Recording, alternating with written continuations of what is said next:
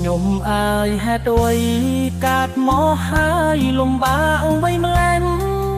រងទុំគ្រប់យ៉ាងបែបនេះទ្រូងក្រំគ្រាគ្មានស្រាំងស្រាំងហូបចុកមិនគ្រប់ជីវិតគ្មានភាពសុខសាន្តរលោកជីវិត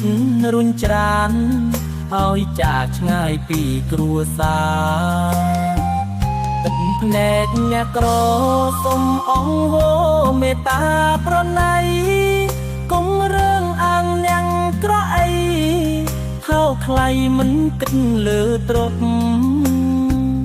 រស់លើផែនដីអ្នកណាចង់ក្រដល់ងាប់ធ្វើមកដាច់ជីវិតមិនគប់